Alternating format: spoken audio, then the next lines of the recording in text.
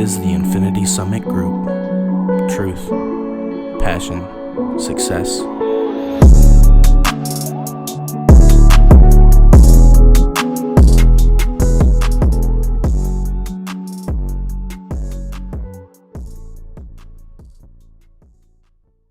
Hello, everybody, and welcome to another Infinity Summit Group podcast. Today is July 26th, 2021. We'll jump right into it. I'm Noah. Xavier. Logan. Jesse.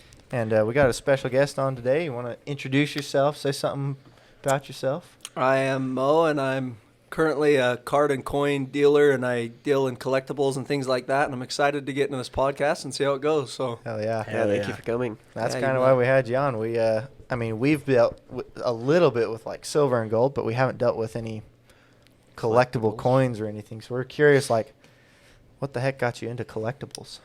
So it's it's actually funny. I don't know what got me into it, because if I think back, this is just like a story of my childhood, but when I was just a kid, I would actually go into the bathroom and I would grab like all the Band-Aids out of my mom. I mean, it meant nothing, but I was just a little kid. I was probably like 5 or so, and I would just grab all the Band-Aids out and like bring them into my dresser drawer, you know what I mean? Because I thought that they were cool. And I think back to that, and I think that actually is a big, I don't think it was, because there's moments like when I was older when I got into actually coins, right? And then there was a financial benefit from doing it. But it was way before that. I always liked, like, this is weird to talk about actually, but I always just loved like secret shit. Like if you had like a secret room in a house, you know what I mean? And you like open it up and there's like, but I liked it where like you had the secret room that was hidden. You'd open the secret room, go in there, and like in the secret room there was like a bookshelf in the secret room where you'd pull that, and then there's like another secret room in the secret, like some National Treasure shit, you know what I mean? Like I always just love that. So I think that has something to do with it, that it's like the treasure hunt of it, you know what I mean? So you're out there, and like I think it's super cool that these coins and cards or whatever are just sitting in boxes or sitting in people's pockets and they don't know what they have, but if you get educated on it, then you can go find it, you know what I mean? So I guess if I were to talk about what got me into it, when I was in high school, I would just get on YouTube and search like ways to make money, you know, scrap metal. Like I started with that and just started a few different things. But what I ended up finding out was that the copper pennies, if they're 1981 and before, and some 1982s, they were made with like 90% copper. Mm-hmm. Whereas some 1982s and then 1983 and after, they were mostly zinc. And so it's the same thing that happened with the silver. Like everybody, when they transitioned from the silver in the coins to the clad, which is your copper nickel or whatever, which is all the quarters and dimes and things like that, they told the people not to hoard the silver because they didn't want people to hoard the silver. They wanted it in circulation, but they said that the silver wouldn't be worth anything in the future. You know what I mean? Mm-hmm. But obviously the people that held the silver benefited from that because it obviously is worth way more now. So anyway, I figured out that with copper, but to me it was a no-brainer, because if I could go to the bank and get $25 box of copper, or of pennies, and then just sort them all for the copper pennies and then the zinc pennies and put them in a different pile, then maybe it's not worth it right now because they're worth 2 cents, but maybe in the future if they're worth 4 cents or whatever, or you could melt them down. So to me it was a no-brainer. Like everyone's trying in the stock market to get 20% on their return, But I was thinking about it, like, if you can double your money off of, if it cost me 1 cent to get the penny and the penny's worth 2 cents of copper, then it's a no-brainer to me, And so I started looking into that, and people will have like these giant hoppers, and they'll go to the banks and things like that and get tons of boxes of pennies. They'll dump them into these machines, and then they'll sort them, and then they'll take all these copper pennies. They'll either hoard them. I'm sure there's people with massive hoards across the nation, or they'll just sell them on eBay. So you could get like $100 face of these copper pennies, but you could sell it for you can sell it for $200 because who's ever buying it probably is melting it down or whatever they're doing. So you could sell it for like $150, and then you just have to figure out how to ship it, right? So that's actually how I started into coins, is I bought a little penny sorter thing, and I didn't have it set up. It was like a little hopper that was like a 4-inch by 5-inch. And you'd put a copper penny in it, and then it would test that metal, and then you'd just drop pennies in it, one at a time, and then it would just test the one that you had put in there, and then if the other one registered as the same magnetism or whatever, then it would kick it left if it was copper, and it would kick it right if it was zinc, This is some crazy stuff. This is back when Yeah. I was in high school, but I didn't have a good setup, so I took like 2 plastic cups that were the same size, and then I just put the little machine on top of them, and then I just start going crazy and get a $25 box from the bank, and then just start dropping them in, and then it would sort them, and then I dump. You know what I mean? Mm-hmm. So I never really got that far with that. I mean, I did it a few times, but I never got like a hoard of copper pennies. I just have maybe 1,000 of them, you know? Mm-hmm. And so I think I was always interested in collectibles first off, like I said, when I was a kid, and then it started getting more serious when I found out you can make money in it. And then what's funny is my mom's best friend is Kathleen, and her son is Chris Tisdale, and he was into coins, and I heard that he was like making money, like getting these coins out of circulation or whatever, and grading them and selling them for like $1,000, $1,500, things like that, you know. And he had a family and stuff, so I'm like, okay, obviously if he's doing it, then it's possible. And at this time I was working at Village Capital, being a loan processor, Mm-hmm. and it was good work. It wasn't for me. I didn't really love it that much, so I was getting bummed out there. So I basically, what's funny is I worked at a snow shack, and Shane and Kathleen owned that, so I knew them. So I went camping or hunting with Shane Whiting, which is Chris Tisdale's father-in-law. Long story short, me and Chris met there at the camp out, and I asked him, I was like, hey, maybe one day, you know, if it's cool with you, maybe you could teach me how to do coins or whatever. But I was just probably in high school, like a bucket kid, maybe 11th grade or whatever. And he's like, oh, yeah, that'd be cool, whatever. Well, then when I was in Village, I got his number from my mom and texted him and said, like, hey, would you be interested in showing me what you know and stuff? And then it just worked out that he needed a guy and he needed help because he was getting at that. Because he'd been doing it for like 5 or 6 years. The first 3 years, he was just learning the ropes, you know, because it's something new. It's not like someone's out there teaching people. It's not like you can learn this stuff really online, because most people that are in coins are older people. And that's a funny thing, that there's probably a huge opportunity coming for whoever is a young person that knows social media and how to market and things, and like creates a huge brand. Basically what I'm trying to say is right now the card market is on fire, like insane. Like if you guys knew what was going on, it would blow your mind. And coins is still, yeah, it's literally, I'm not joking, like every 2 months the world record for the highest paid card forever just gets broke by another card, you know, because it's just been marketed correctly and you have the right influencers at the top and stuff. But anyway, that's how I got into it. It's pretty crazy. That's insane. Yeah. Yeah. So you don't only deal in coins then? No, coins and cards pretty much. And I mean, I started this when I was with Chris at 18, I think I was just about to turn 19.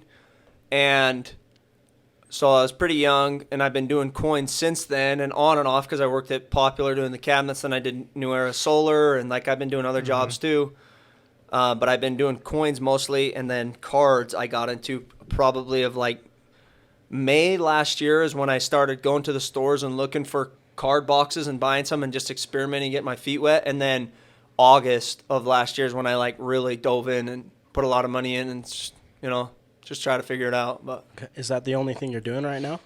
that's it. Yeah. Dang. So Yeah. it's sustainable enough to like Yeah. keep you afloat. Yep. Yeah, I quit my job at Popular Cabinets, which was a really good job, but I sucked at it. But I quit that job not this January, but the January before. So for over a year and a half, I've been doing that full time, you know. Heck yeah. But How easy would you say is it to get into that? I think it's not that easy. It's not I that mean, easy. I think if I wouldn't have worked for Chris and he showed me the ropes for a year, I think I would have failed. I'll be honest. But he is 36, you know, when he was succeeding in his 30s, and I think that matters a lot now, because maybe if I got into coins when I was 32, maybe I'd be successful, you know, because I would have all the experience of all the other things I've tried. But I think it's niche-y, okay. Coins and cards are two different topics, though. Coins is very niche-y, is not that much demand right now as far as like comparing it to collectibles, coins, or cards and things like that. But if you find a lane, then it can be very profitable, because it is so, there's not that much attention on it, so there's a lot less competition. You know what I mean? So if you find like a lane and you find a certain variety of a coin and you go out and find a whole bunch of them, like I know Chris, he found a Kennedy half dollar. He found a certain variety on it. And this is kind of just a story, but it was the highest. So the grade goes to 70 on a coin, right? Like 1 to 70. 70 is a perfect coin. 1 is you can barely read the date, if like at all. So he found a variety on a 1964 Kennedy D, which is a Denver Mint mark. And the highest grade was an AU 58 of that coin. So he went and found a whole bunch of them. And then he knows how to grade coins because he'd been doing it. So he picked out the 63, the one that actually what he did, which is even smarter, he sent all the coins in and got them all graded, but didn't have the variety put on the holder, right? Mm-hmm. So he got them all graded, and then one by one, like he took the 63 and had that variety attributed to the holder. So the grade was on it. And now it was a new top pop. It was the highest grade with that variety of that coin. So he sold that one. And then like 3 months later, because it was like, that was the MS63, you know, the grade. Mm-hmm. And then like 3 months later, he's like, okay, I'm going to take this. They're already all graded. They just don't have the variety on it. And he has them. And then he takes the 64 and he gets that one variety attributed. And now it's the new top pop. So you get the people that are playing with their registry sets. You know what I mean? Mm-hmm. And so he just did that like 3, 4, 5, and 6 or something like that. And you end up making like 10 grand just off those 4 coins because they were the top pops, you know? But I'm just saying, basically what I'm saying is there's a lot less attention there, but there's a lot of opportunity if you know what to look for, you know? Mm-hmm. Mm-hmm. Whereas cards is completely different. I think anybody could get into cards. The only thing that's scary about cards is there's so much attention right now on it that it's scary that it's inflated. You know what I mean? So coins is harder to get in, but if you get in, you're in, I feel like. Whereas with cards, I can get in and I'm in right now, but in a year I could just lose it all. Because it's really actually very good for me to see because it makes you have to do smarter investments, whereas with coins I didn't have to do, because with the cards, if you buy a card at $50 and you're right on the player, but you're wrong on the market, you still lose. You know what I mean? Yeah. Like, you can buy the player, and he can be an all-star, but if you bought the wrong card or a card that was overproduced where there's no value long-term in it, then you still lose. And especially if the card market collapses, you know, and goes down to 20% of what it is today, you lose, you know? So that has been so good for me to see. Is with coins, I never had to read markets and things like that and attention, but with cards, I've had to pay more attention to where people's attention is, you know? And it gets you better at pattern recognition and now I see it everywhere with everything. It's like, it's crazy. I wish I had an example off the top of my head, but just I guess an example of it would be like songs from early 2000s. They're not on the radio. They don't exist anymore pretty much. You know what I mean? Unless you're like a song enthusiast, you don't really hear those ones as much. Like the top 100 is where all the attention is of the world. And then you got the 30% or whatever, 10% listening to other things. But like 80, 90% of the people are just top 100, you know what I mean? Mm-hmm. And it's the same thing everywhere and everything. It's like it's crazy. What's trending, basically. Whatever's trending is where everyone's eyes are. I didn't realize that. Like when a video goes viral, everyone sees the video. Almost everyone in the whole nation sees it. That's what blows my mind. There's the old people who don't see it, that don't have internet, but like we all, like if you were to, you know, like Damn Daniel, the white vans. I don't know if you guys have all seen it. You've all seen it. Like we've all seen it. It's just weird. You don't realize, you think, oh, my friend group knows about it, whatever. It's like, no, every single person in the nation knows what that video is, you know? Oh, yeah. That's just crazy. I think that's called a Pareto distribution, isn't it? Something like that. Probably. Basically, 1% of the videos get 99% of the views or whatever. Yeah, that makes sense. Wild. So how do you actually go about finding the coins? So with the coins, it's just I just do what Chris taught me, which is I look for a certain year, which is 1950 to 1970, and there's things called proof sets. And it's actually the same with like Pokemon cards or coins or anything. So back in the day, what actually happened is I can't remember the full story, but I think how it went was in the very beginning, the mint would make really nice coins first off as like design pieces, right? Of what the coin was going to look like, but they'd make them like shinier and things because they were like the showpieces to what the coins would look like. So they started doing that, and then I think it was like 1932 or something, they started creating proof sets, which was they were going to make a $50, a quarter, a dime, a nickel, a penny, and a dollar coin. You know, they were going to make those and they were going to mass produce them. But what they did was they'd make a package with just those 5 coins, and they'd polish the dies and things like that before they made those so that they were nicer than the other ones that entered circulation. So they would make all those, put them in a package, and then sell those to collectors. Collectors would buy them, and then they would just mass produce the rest. So basically, they started creating proof sets, and then I looked for those proof sets from 1950 to 1970, and then you have to open the proof sets if they're sealed or whatever, look for the coins, and this is where the skill comes in, which is you have to be able to grade coins or you'll lose, because if you can't look at the coins, and because it costs $30 a coin to grade it, right? That's a lot of money. Like, every single coin that you send in is $30 a grade, and it's like, doesn't seem like that much, but not all the coins are $1,000, $2,000, $5,000, and if they are, you're paying up front for that, right? If it's a real rare coin, and you're trying to, you know what I mean? So you got to be able to search through the proof sets, find the ones that you think will get high grade, and then crack those out, cut them out, conserve them, which is clean them, and then send them to get graded. So It's just like, it literally is the exact same thing as if you were to do it with Pokemon cards or whatever, right? If you want to pull all the Pikachus out and you get 20 of them, well, you might only send 4 of them. That's where the skill is. It's not finding them as so much as it is you need to know which ones to send and which ones not to send. Because you can't send all of them because that would be too expensive. If you send 20 like if you're going to make $100 per Pikachu card and you have 20 of them, and you know, if you make $100 per one that grades 10, like with a modern card, then you only want to send 4 if they're all 10s, and only those 10s, because then you make $400. If you send all 20 of them, and it's $30 a card, you spent $600 to grade all 20.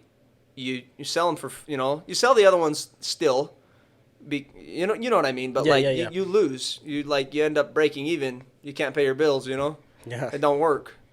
So. Damn, that's a lot more tricky than I thought it was. Yeah, it's a skill for sure, 100%. What's your highest profit margin on a coin that you've made thus far, or a card, or both?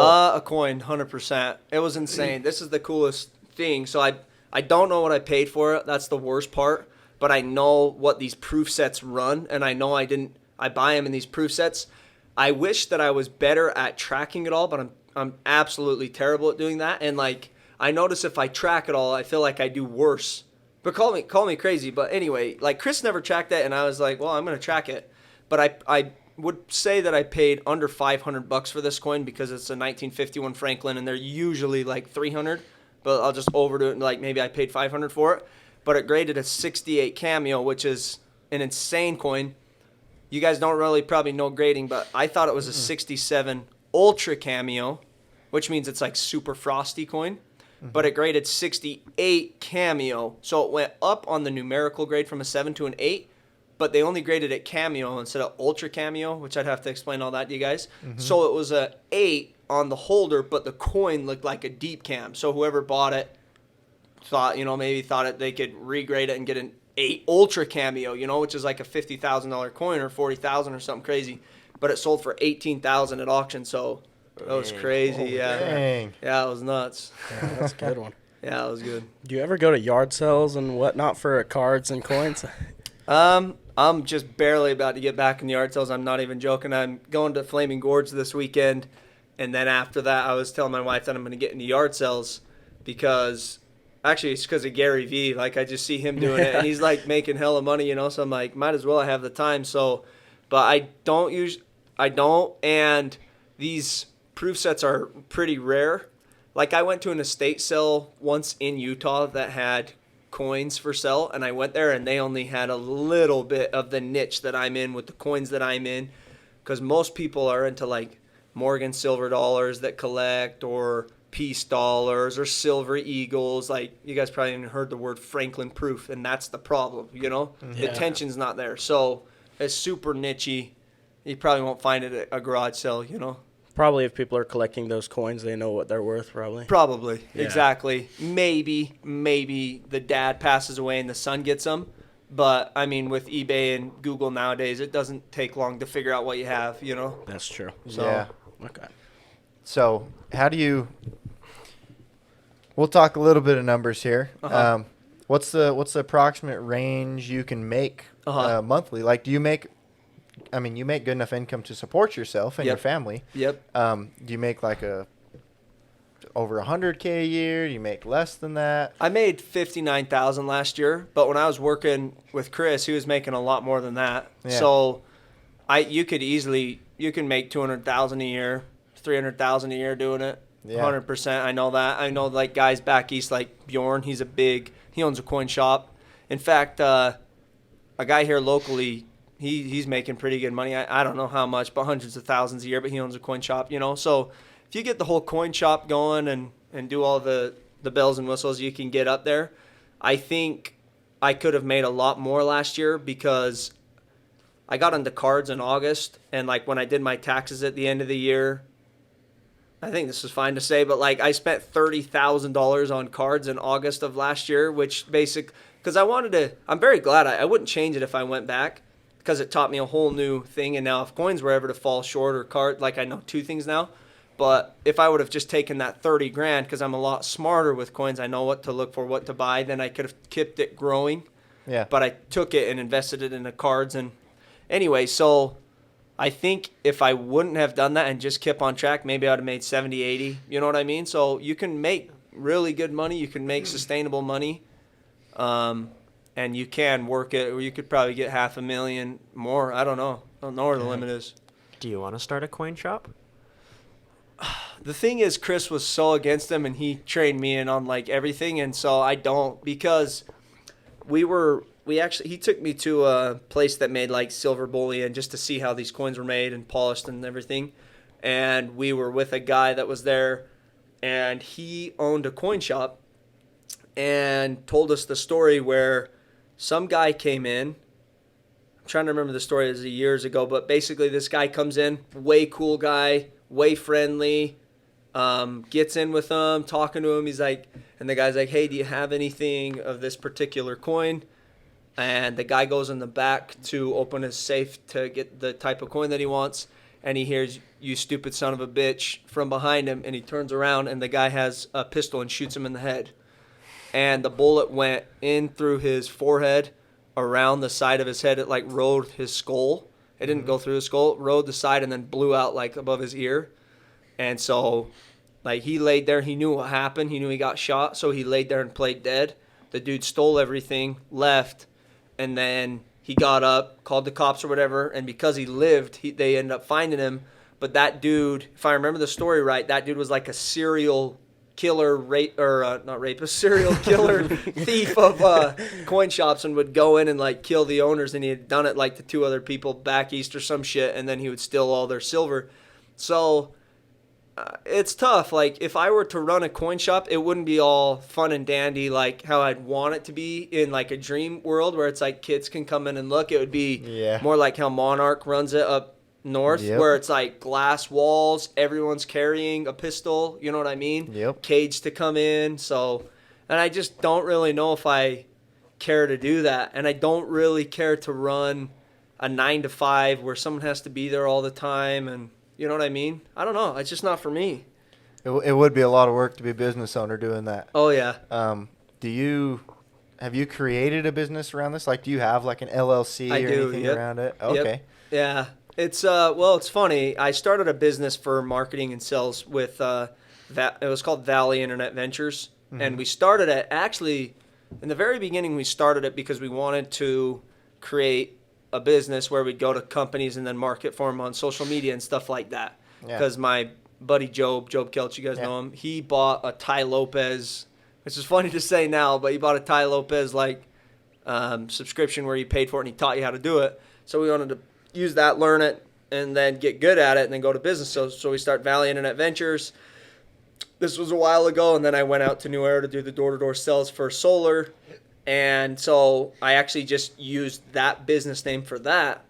And then I came back, and the tax lady the accountant that does my taxes, she said, well, since it still sells and marketing with coins and things like that, you could still use the same business for this, you know? So, yeah, I do have a business and I just do it all like that. So, Heck yeah. How do you go about cleaning the coins? Like, do you do it yourself or do you send it somewhere? so that's a freaking drama fest on the internet. I'll probably get slashed by, because here's the thing. So with coins, they say don't clean your coins. I don't know if you have a collection and you look up anything online, the very first thing you're going to find is like, don't clean them, you know?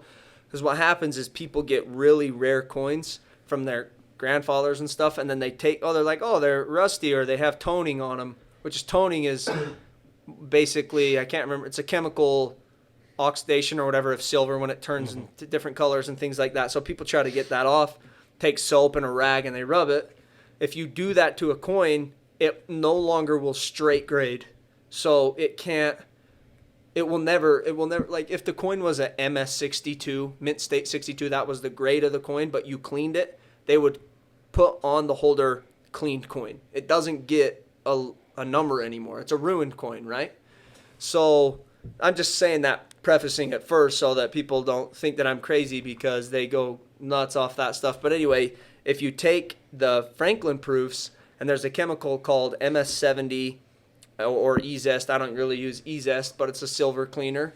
And you take a Q-tip, you can take the Franklin proofs, and then you just literally dip the Q-tip in MS70 and then rub it on it. And it works with like all silver clad, whatever. You know what I mean? So, and the funny thing is about that is, like I've gotten into arguments with people on Facebook and stuff. They're like, don't clean them. Like, you don't know what the hell you're talking about, you know? But, what was I going to say? Oh, yeah, you can send them to get conserved by the grading companies, and they just do the exact same thing.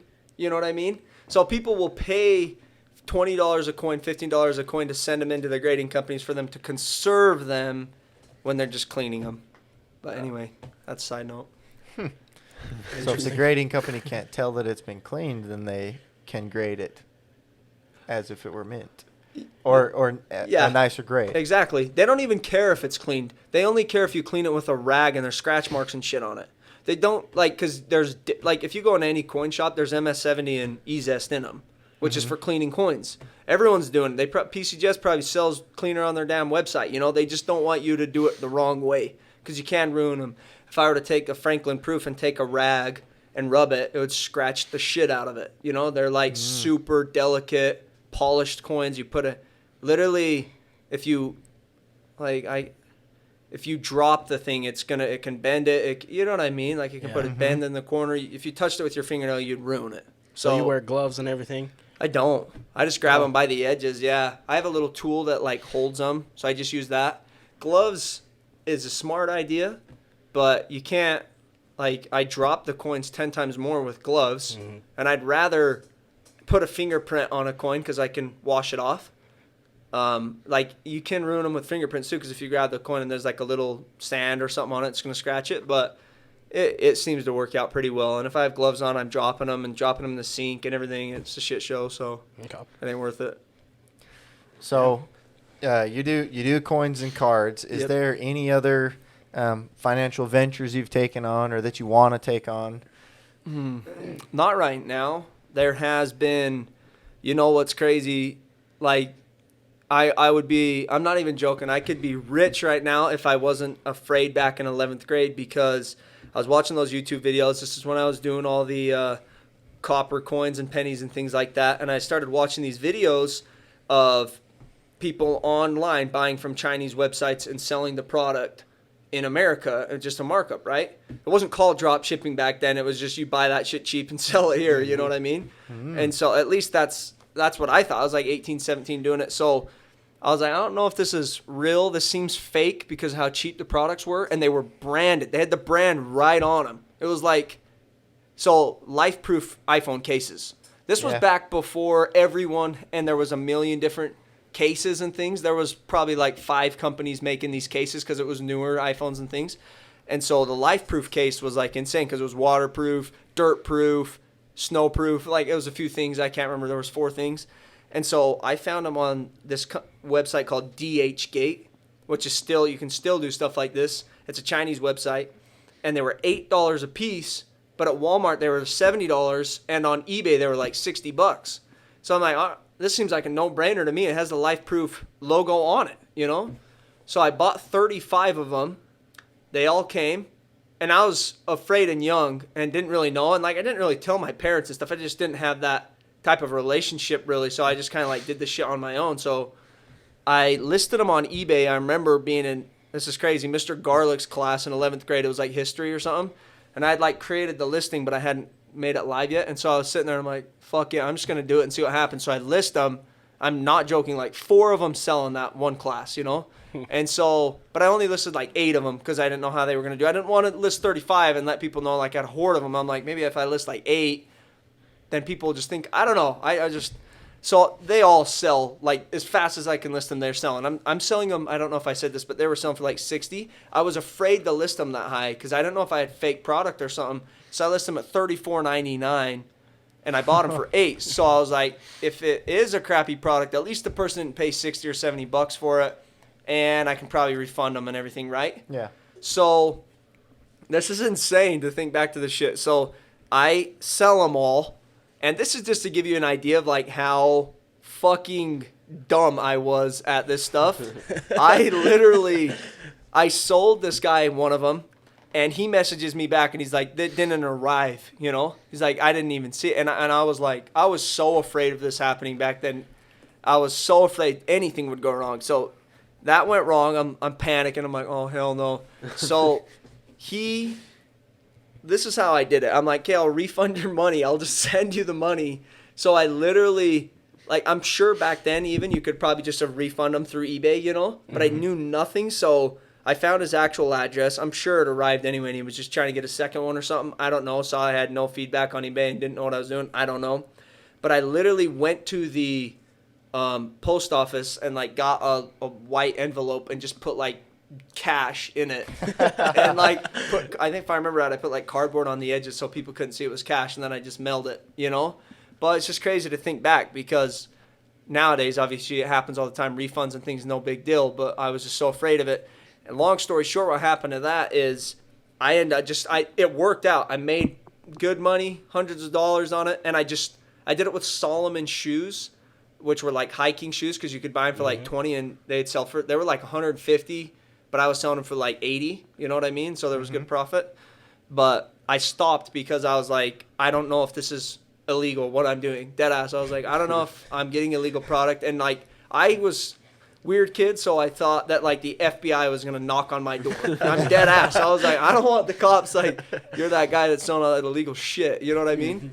So I stopped doing it, and it's just funny to look at that now because it was just because I was curious, and like everyone else, it's the same thing. It's that placebo or whatever, the Plato's law or whatever, where like Pareto distribution. Okay, it's like everyone was just doing this over here, whatever they were doing back there, I don't even know.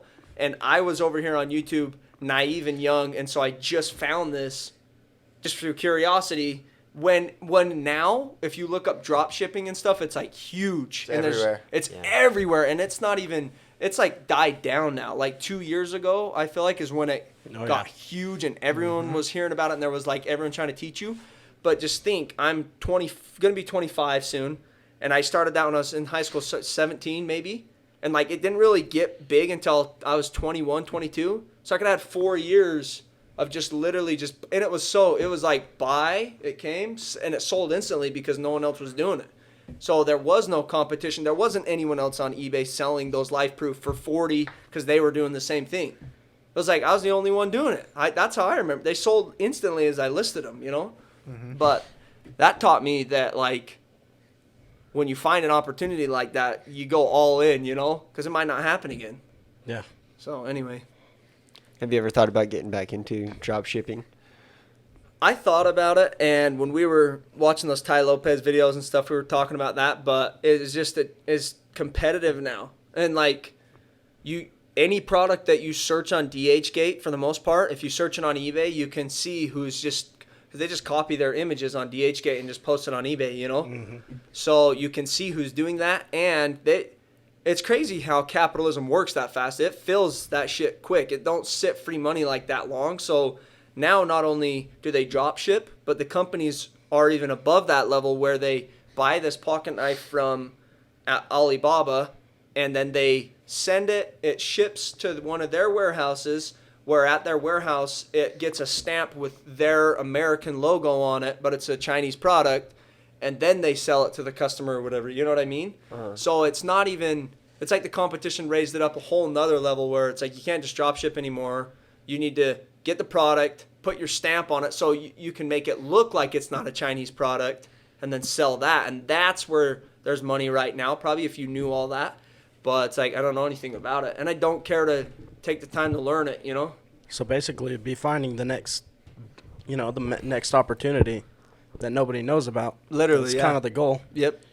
Yeah, or just get really, really good at one thing, which seems like the better at this point. I'm like, okay, that's why when you said, is there anything you're interested in getting my hands into, it's like, I'm interested in everything where there's money, I'm like, I want that, but I did that for like 5 years and got nowhere because it's always this, then this, and you're getting pulled, so I'd rather just put the blinders on and just cards, coins, and just go deep, for like 10, 20 years. And maybe real estate, that's what I'm interested in, is like if I start making good money, then where do I put the money? You can keep putting it back in, but it would be cool to have like a house or something to buy that grows that way. Yeah. Anyway. Heck yeah. Get some appreciation on it. Yeah. Heck yeah. We use, for a lot of our excess money, I don't know if you've listened to any of our other podcasts. We mention it all the time. Yeah. I listened to one of them. Okay, perfect. We always mention that we have a mutual whole life insurance policies that we store a lot of value in. And that's where our opportunity funds come from. Okay. Yeah. So if you're interested, we know a guy. Okay. But Basically saying that you're putting your excess money in there and it's liquidable, I guess. Yeah, so that very you liquid. You can get a check within a couple days. Okay. From them, and essentially, what it is, you build a cash value. As that cash value grows, so does your death benefit. So it'll also benefit your children or your wife or whatever. Yep. And then you get about 4% interest plus dividends on the cash value. Yep. And then, Jeez. yeah. That's pretty good. Yeah, and then whenever you want access to the money, you can take a loan out against it for about 5%. And use that money while your cash value can still grow. Nice. And that's what you use for opportunities to pay it back. Right on. That's Yeah. cool. Thank you. Yeah, I need something like that for sure. So we'll have to see about that. Yeah, it's comparable to like a Roth IRA, but you have it's more access liquid? to it. Yeah, Gotcha. exactly. Yep. And then obviously if you cancel it, then you get all the cash value, but then you kill your death benefit. Yeah, I gotcha. Yeah. Cool. That makes sense. That's awesome. Oh, yeah. So what's next for you? What's the next big adventure now that at least you're conquering the cards and coins? I don't know about that, dude. I don't know. But so here's where I'm at, honestly. So I got into cards last year, spent a ton of money, lost a lot of money. And Understandable. Me yeah. too. Yeah, it's I don't know how much I lost because I don't track things, but I know I lost money especially instead of growing it, it definitely went down. So I learned a lot of things, and right now I'm in a weird position. I'm in a very weird position right now, which I haven't said this like to anyone besides my wife really, and like Locke and stuff, but basically what I found out about the card market is I don't really have enough money. I'm not rich yet, so I don't have enough money to play the safe but lower profit margin game. I have to play high risk, high reward kind of, right? And like that's how I see it. So I could do what Chris did in cards and just like buy a whole bunch of sealed boxes of product, and it just kind of goes up over time because it gets more and more rare, more and more people open those boxes, and then you're still searching for those like Michael Jordan rookies and stuff in the boxes, so people will pay more for it, right? So I realize I can't really do that. I don't have enough money because, I mean, let's say it goes up 50% in a year, and like I put 20 grand, and then after 1 year I have 30 grand, which if I was working a full-time job and then it was doing that on the side, and so I didn't need that money, it doesn't matter. But since I'm living my life and operating off the money, I can't have that, right? I have to get the money out. So what I have been doing which is kind of contradictory to what I'm about to say. But anyway, what I found out is my best way is to kind of get lucky, but also be super, hopefully correct on what I buy and who I buy. So I did a bunch of research about like all of the quarterbacks of last year, the quarterbacks of this year, the quarterbacks of the years before, their grades, how many population report and everything. And I was just going to say, like, I'm all in right now on a player named Jordan Love, who is the Green Bay Packers backup quarterback sent behind Aaron Rodgers. So when Aaron Rodgers retires, then, like, he'll be the guy. And hopefully he'll start. It's looking possible that Aaron Rodgers will play his last year this year, and then Jordan Love will be the guy next year. And super risky. It's like if I were to, they tell, everyone says in investing, like, the one thing you don't do is put all your eggs in one basket, But I'm like, I just don't know if that's true because I've listened to Warren Buffett talk quite a bit, and he has his stuff diversified now. He's so rich and he has so much money that if he put all his money in one spot, he'd just buy the whole business, right? But it's like when he talks about it when he was younger, it seemed more like he did the research, found the right company, and then like poured money into it, And I'm not saying it's right or wrong. Like you either win or you lose, but that's where I'm at with that. So I'm playing that game right now. And it's high risk, high reward. So basically to answer your question, like where am I going? I'm literally being patient right now. I'm paying my bills and stuff off of coins right now and helping Locke install cabinets a little bit just for like extra income. And then I'm going to hopefully like cash in on him if he's good in the next year or two. Well, I guess we'll see. I don't know. Like, it's a long time to wait to find out you're wrong, but at the same time, it's like I'm only 25. If I'm 20, even if I was 28 and like lost all my money, I'm 28. I don't even fucking care. I don't care if I lost till I was 40. It doesn't faze me like it used to. It used to bug me so bad, but now I think of it. It's actually Gary Vee. I'm sure you guys have all heard, but he's just patience, and it got through to me, so it doesn't bug me anymore. So if I lost till I was 35, I mean, Warren Buffett, my brother-in-law John told me one time that he wasn't a millionaire till he was 50. And I was like, that's bullshit. Like, he's a billionaire. There's no way. Money doesn't accumulate that fast. If you're just investing in companies, he didn't build an Amazon or something. But sure as hell, he didn't make his first million, which back then $1 million was a lot more. It's like 10 million now or whatever. But he didn't make his first million till he was 50. So now I'm just like, even if I didn't make my first million till I was 50, it don't matter. Right. Can always start over and just build it back up. Literally. As long as it just don't matter. The only concern is having a big family. Mm-hmm. That is like, I'm going to have 3 kids, so it's like I have to make $3,000 a month. You know what I mean? Mm-hmm. But as long as I can make $3,000 a month, it shouldn't matter. That's how I think of it. So are the cards strictly sports-based cards? Yeah. And why is that? It's just what I got into because I wasn't like I love Yu-Gi-Oh! Like when I was a kid, I had Yu-Gi-Oh! Cards, like, and Pokemon is insanely popular. If you had the first edition Charizards, they're like 500,000 or whatever. But I just don't know it. And I just got into sports cards and I played sports growing up. So I know more about that and everything and just how it worked out. Very cool. About how many hours a week do you spend on like your coins and cards and things like that? Is it like a full-time job or it's a more? Full-time job. Here's the thing. The way that I'm doing it now, it's not as like back when I first got into coins, it was probably like 8 solid good hours a day just cleaning them and working on them and everything and getting them graded, right? Mm-hmm. I'm playing a different game now, so it's not as much productive hours as that. It's more being fucking right on my decisions and making 3 good decisions a year or whatever, that saying, like, yeah. And so it doesn't look as productive, but so I have more time, but I have way more at risk as far as my financial part of it. Like, I have $25,000 into Jordan Love right now, so if he loses, I lose all that money. So I view it a little. To me, it's like still it's working actually the same way. One's the money's either the hours that you're putting in is like the thing that's taking the sacrifice, or your money is taking the sacrifice and the risk of the investment, Mm-hmm. But as far as to answer your question, I don't work that much. I'm being honest. I work all day, like looking at cards and everything, but I'm not sitting there like cleaning the coins all day, you know? Mm-hmm.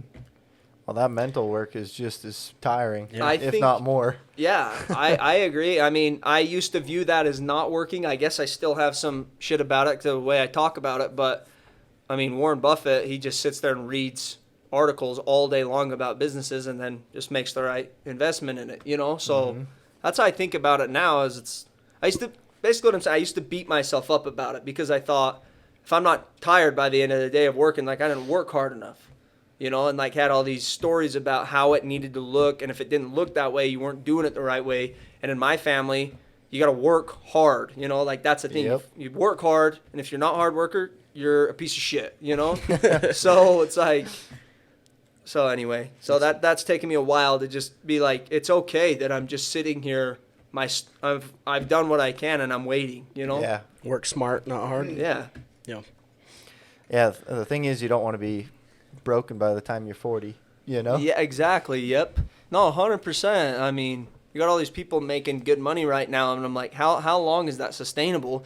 Not one, physically, but number two, happiness above fucking everything, you know? So it's like, to me, I'm pretty content right now, so I can easily see me doing this to like 70, 80, no problem. But other people who are going to have a midlife crisis at 30 and 40 because they're not happy, they might have to start over at 40, you know? I don't know. Yep.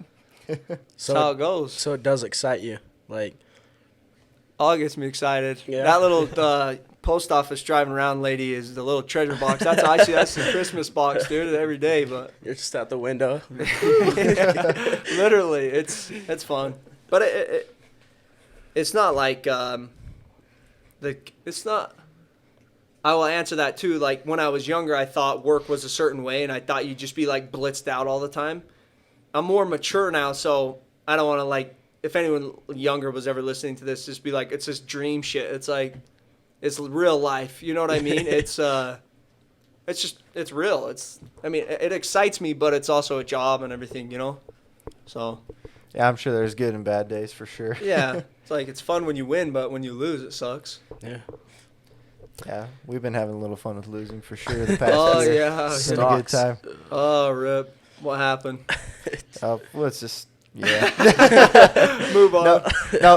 Let's just say we've paid a lot of tuition this last year. Learned a lot of shit. So. Yeah, 100%. That's a Yep. good mentality because Yep. I could just, I'll talk all day. You guys better start Go talking for over it. me or something. I'll We just love keep it. talking. But anyway, Chris actually taught me a whole bunch about that because, you know, a lot of I just don't view it the same way with the Jordan Love. Like I put 25 grand into him, which to some people is nothing. To me, that's a lot of money. Yep. So I put a lot of my money into him. That's how I view it. If I was wrong 3 years ago, I probably wouldn't tell anyone first off because I'd be so embarrassed. And secondly, I would beat myself up real bad because it was like, how could you lose all that money? That's stupid. Yeah. Now I view it differently. It's like, I'm not joking when I say this. I'm expecting to lose it all. I swear on my life. Like, if I don't lose it all, I'd be fucking surprised. And if he does good and I make a lot of money, I would be blown away. But I'm still putting money into him. I still believe in him, but I know how stuff goes. So it's like anything could happen. He could die. He could break tear his ACL. You know what I mean? It's like the odds that it actually works out is not that high. You know, the odds that he's good, still low. So we'll see how it goes. Oh, yeah. What was the conversation like telling your wife you're going to quit your job to become a coin person? Put 25 grand into cards. Yeah. No, it's funny. She's super. I got lucky. She's super supportive. But the thing is, I was already making money when we were dating in the very beginning. I wasn't working a job. I was doing coins. Funny story. I was working with Chris.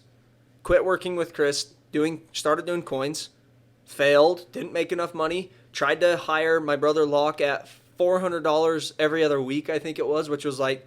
I was like 19 back then, so I was like, this is badass because I used to view everything different. So I thought if I can keep him from shithole, that's like how I thought about it. Like save him from having to go through and be at a job and hate his fucking life. then then it'll be awesome, you know. So I'm like, even $800 a month isn't that much, but we can grow it or something, you know, and I could save them from it. Well, it was just all the wrong way to think about it. So that didn't work out. Lost my money. Hired him too early, honestly. Looking back, I didn't have the money to do that. I did it for me, for him, you know what I mean? Yeah. For me, so I failed there and then needed money. So I was like, I just need part-time money because I can still make money in coins. I just need more money to fund this thing. And so I started doing door-to-door sales with Sunridge Solar, which is Joe Darger and Henry Barlow's company, and was doing all right, just like setting appointments, no big deal. And then Joe Jr. Darger came to us, and he's like, out in Rhode Island, they're literally giving away solar. Like, the incentives out there insane with the government. We're going to go out there and sell it, and we're going to get you guys, like, it's going to be like 1 year. We're going to go over and make over $100,000 a year, and then we'll come back. And at that time, I'm like, that's exactly what I need. I need like $100,000 and to give away a year and then come back. We move out there. Amazing experience. Like, taught me so much. Really amazing. But Maddie, like, obviously I was dating Maddie at that time when I moved out. So it was like long distance relationship and everything That's going hard. on.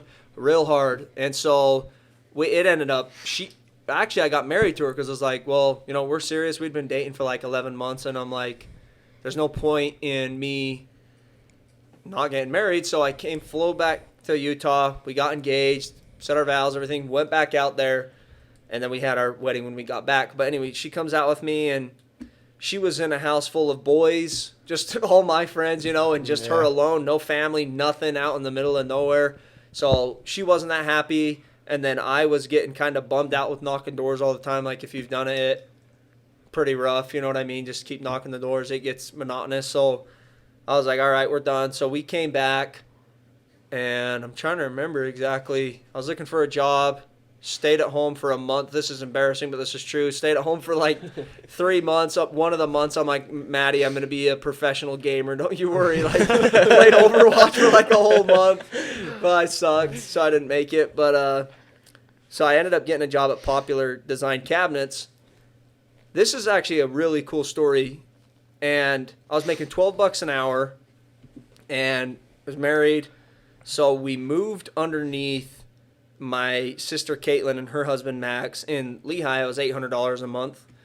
And then we ended up having Ellie down there. This is the cool story about that, which I think this is really cool, like how stuff works out. But so I was making $12 an hour working there while I was doing that. And then I was trying to transition. Once I got good enough at selling cabinets, then I would transition to commission base, and then my pay would go up. But at the time, it was $12 an hour. So basically, when we went to leave, Maddie's sister, Lavender, was like, yeah, I'll take the lease from you guys, because we were going to move into the place we're at right now, Uncle Max's little thing, and we wanted that because I had 2 bedrooms anyway. And Lavi made $14 an hour. We made $12. I had me, Maddie, and a kid that we paid for all while living there. And Lavi was making $14. Anyway, like, she went to move in to live there, and like on paper, it didn't work out, you know? And she had different bills and things. She had different expenses, so it was different.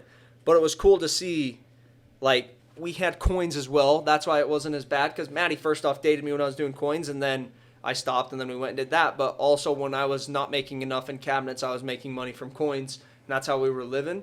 But it's just like, you don't realize... I never really realized what we were doing, and to everyone else, it's not that cool because everyone else is doing it. But to me, it was cool when Lavi's like, I can't take it over from you guys because I can't afford that. But she was making more money than me from her job, you know? Yeah. And so it was really cool that we were able to figure that out, and we had help from people and everything. But it's like, I just heard from my parents always growing up that, like, it just works out, you know, you figure it out. But it was kind of one of those moments. It's like, wow, that is a pretty cool thing. Yeah. That's very Things do interesting. just seem to kind of work out. They do. Like, if it's meant to be, it's meant to be. Yep, it seems like it. A lot of it's attitude too. Yeah, I think so.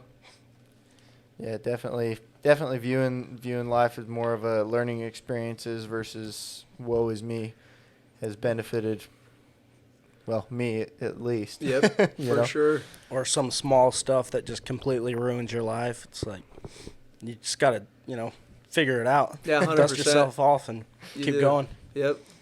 Pick yourself up by your bootstraps. Exactly. Well, sheesh, if we're going to go down that path, it's like I learned a lot because I think where am I going with this? But I'm just saying, I think it's good to taste the bad. We all know that.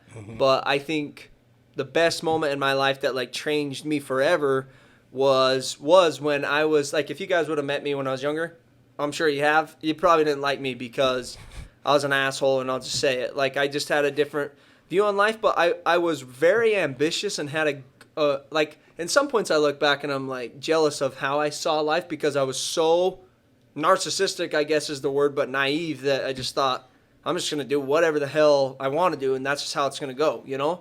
But what happened was, but it doesn't work. You know, it doesn't work with marriage, and it doesn't work with real life. So when I got out of high school, I went and worked with my brother, and I was just too young, and like, it wasn't how I wanted it to be, so it wasn't the right way. But what ended up happening at that same time, I was hanging out with my friends and stuff in school, and like, we were all not going down the best path, so I was smoking weed and stuff. Like, this is crazy, but if you look at my 12th grade GPA, it's literally, it's like 3.6 the first quarter, like 3.2, 2.8, and like 1.5 or 2.0. I can't remember what it is, but it's like, that is an exact reflection of myself. Like, those numbers on that paper, you know? And so I was actually really depressed at that time, working at Village. I was smoking, and I think smoking weed can be good for some people and whatnot, but for me, I think what happened looking back now is like, it just completely crushed the way I saw myself and the world too, but mostly myself, and it fucked me up in a lot of ways. And like, I'm so glad it happened because then I built myself back to who I am now, and it's like off principles, I think.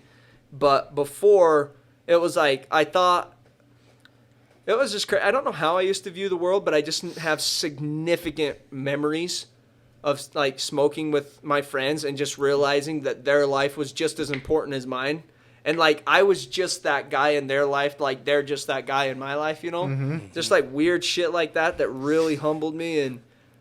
And so going off what you're saying, like perspective, I think coming out of that, I'm so glad I had that experience because it really did mess me up for quite a while. And when I got out of it, I just felt like it just seemed a lot easier, you know? It's like I'd already been through that, and everyone has different experiences, and I'm sure people have been through way worse because I've had a good life, good parents, everything good, you know? But it's just crazy.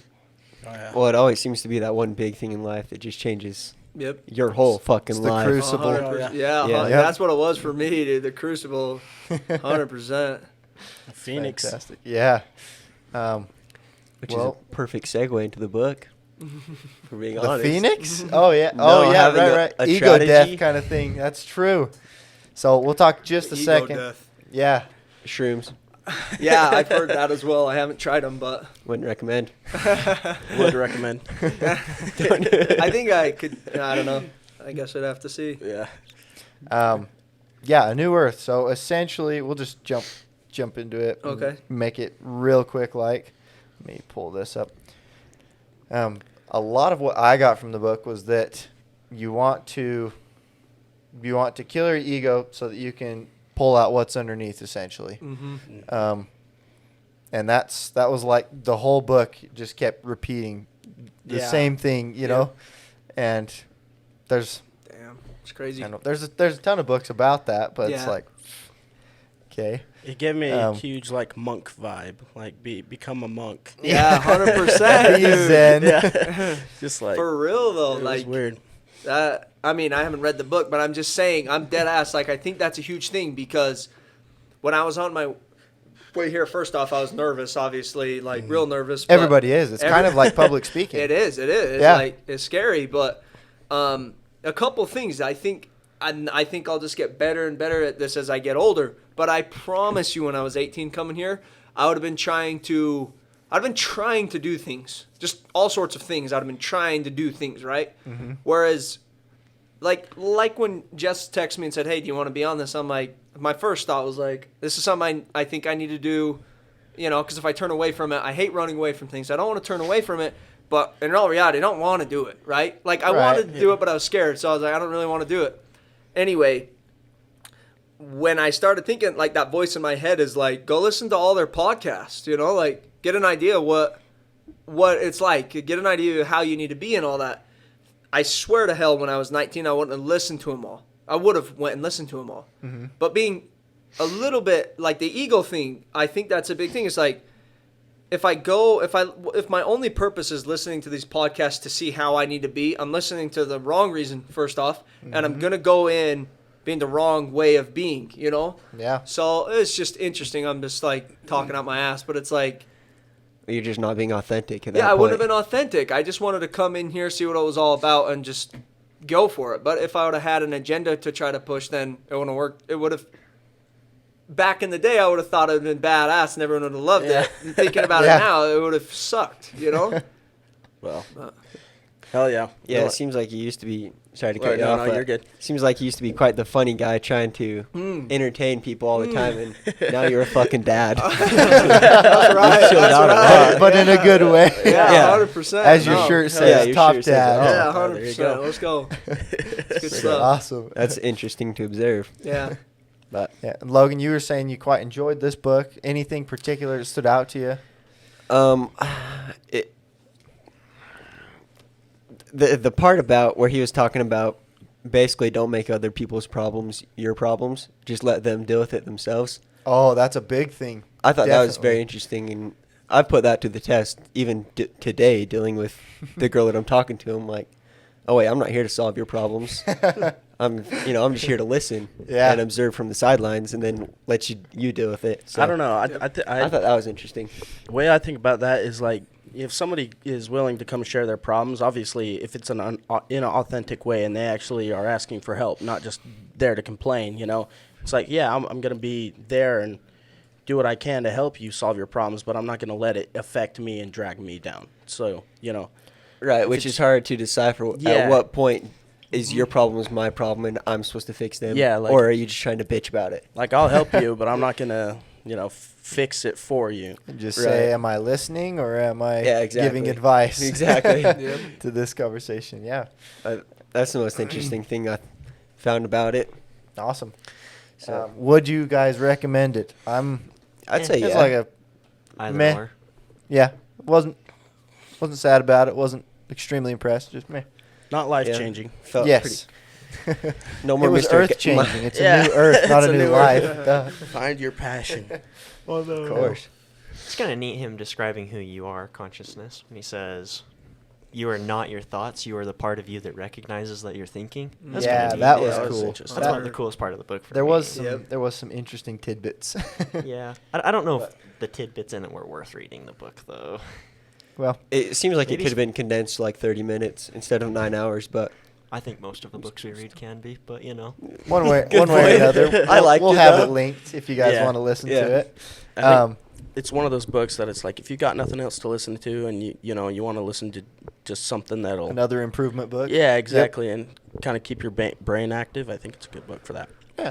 So And with that, Mo, do you have any final advice for the listeners? Anything you could think of, like even us coming into our phases of life where we're finding wives, things like that? What Yep. can you recommend for that? Because you've got kids now. Yeah. So and you've had them for a minute. get so. some, he says. Yeah. Get Yeah. some. Go on and get it. No, dude, I thought about this actually. How do I answer this? It's like advice to give.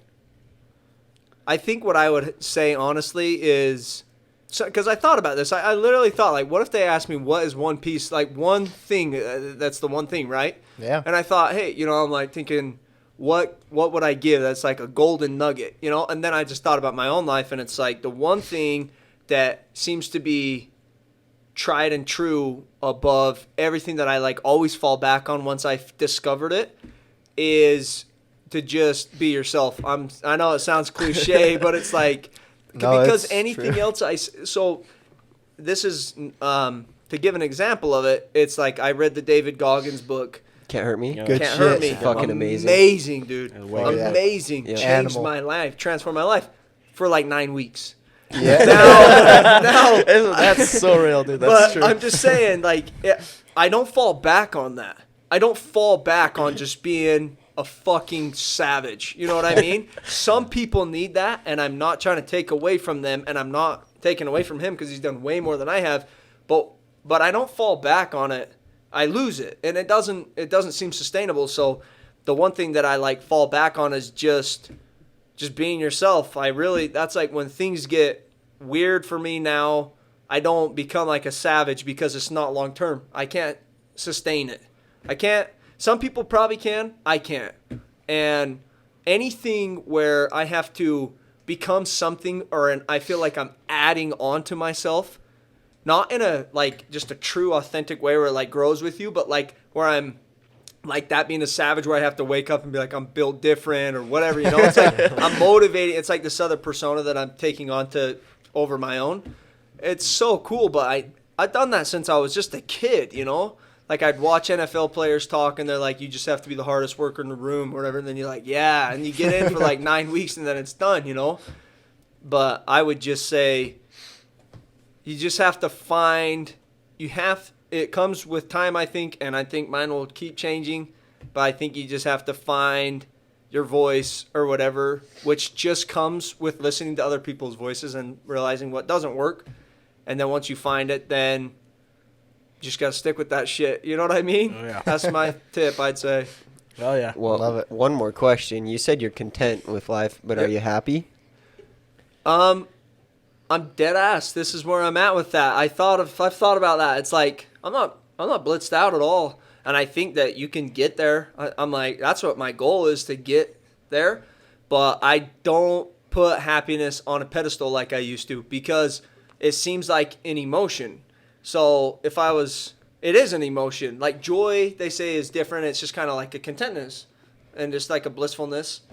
I'm sure there's people that have found like a way better perspective on life and they're actually happy, like physically happy. I'm not there, but I don't put it on a pedestal either because unless it like grows in with me and it's true and shit, then it's like happiness isn't what my goal is anymore, you know? It's like joy. It's just contentness. All I'm looking for is just to be content. I don't need a physical feeling of happiness. But the funny thing is when you're content, all of a sudden it's kind of happiness. You know what I mean? Yeah. When there's nothing that you need to be happy and shit, then all of a sudden you're kind of happy. Just sitting there. You don't need anything. So, I don't know. That's how I think of it. Oh, yeah. Yeah, Cool. I like definitely that. agree.